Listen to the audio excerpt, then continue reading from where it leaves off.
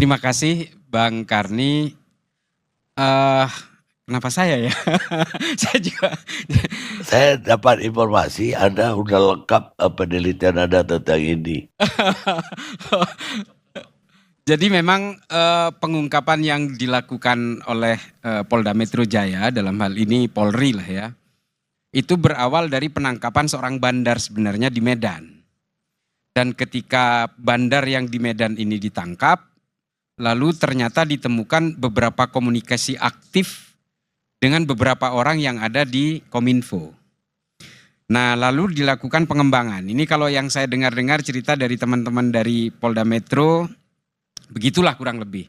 Sehingga dilakukan pengembangan dan ternyata terkuaklah kotak Pandora itu, bahwa ternyata di dalam Kominfo yang seharusnya menjadi garda terdepan untuk bisa menutup berbagai situs-situs judi online itu, ternyata mereka melakukan proses buka tutup. Dan ini memang sebenarnya sudah lama, sejak ya jauh sebelum Budi Ari, saya sudah dengar praktek-praktek seperti itu. Karena saya sempat mengeluhkan terhadap Kominfo ketika itu, ketika kita mengajukan pemblokiran situs-situs ekstrim dan teror, itu susahnya minta ampun. Nah, ini kan menjadi pertanyaan besar, dan ketika terkuaklah berbagai praktek hengki-pengki antara orang Kominfo dengan situs judi online ini, kemudian terkuak itu semua.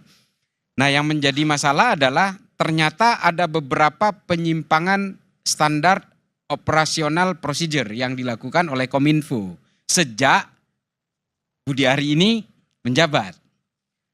Ada salah satu, misalnya contohnya gini, ada salah satu tersangka AK gitu, atau Adi lah, ini udah beredar di media sosial.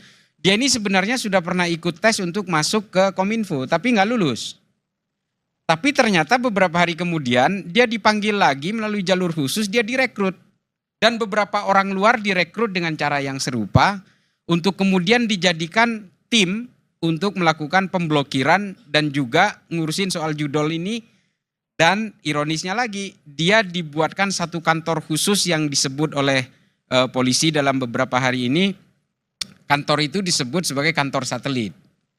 Dan ini terpisah dari kantor Kominfo. Nah, ternyata ini punya diskresi yang luar biasa ternyata. Artinya dia ini seolah-olah menjadi geng judol. Jadi orang-orang Kominfo menyebutnya geng judol. Memang gestur sehari-harinya kalau datang ke kantor itu tengil dan head on semua. Ya, dia pakai jamnya itu yang bermerek dan harganya jutaan, mahal sekali, miliaran bahkan.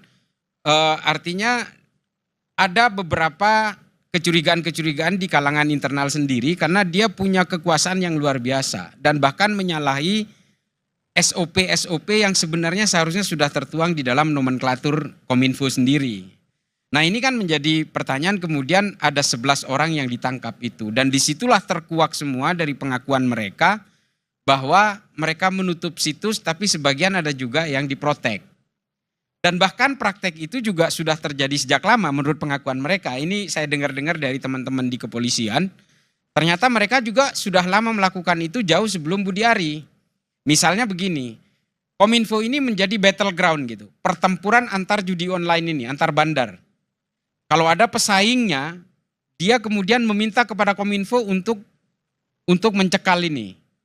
Sehingga dicekallah itu dengan bayaran pesaingnya ini, kompetitornya ini, sehingga judol yang dimiliki oleh pesaingnya ini jadi naik. Dan ketika orang yang dicekal ini ingin diloloskan lagi untuk online lagi, dia harus bayar 250 sampai 300 juta per situs. Nah, ini praktek yang sudah biasa terjadi di situ. Dan yang kemudian pada zaman Budi Ari inilah yang terjadi berbagai kesalahan yang berlapis-lapis, baik secara regulatif maupun pembentukan dari tim orang luar yang sama sekali tadinya bukan pegawai Kominfo, tapi diberi kekuasaan yang penuh oleh menteri. Pasti oleh menteri. Nggak mungkin orang luar datang ngacak-ngacak soal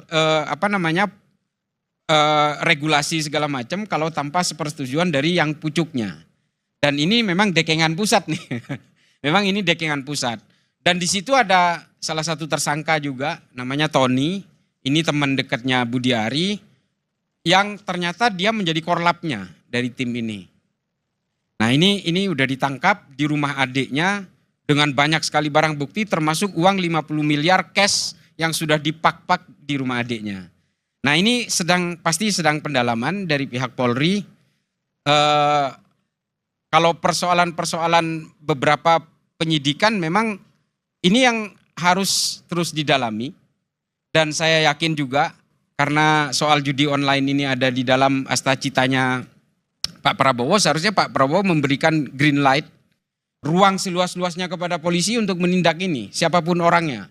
Mau macan, mau kucing, ya harusnya tetap aja berikan keleluasan kepada Polri untuk menangkap itu.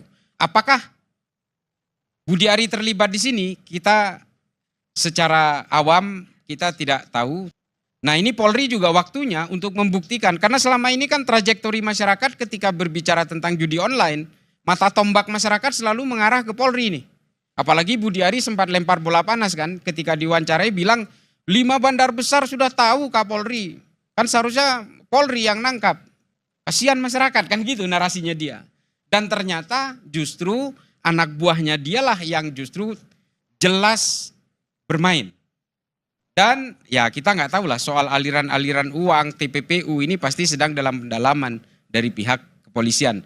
Info sementara itu yang bisa saya sampaikan Bang Karni.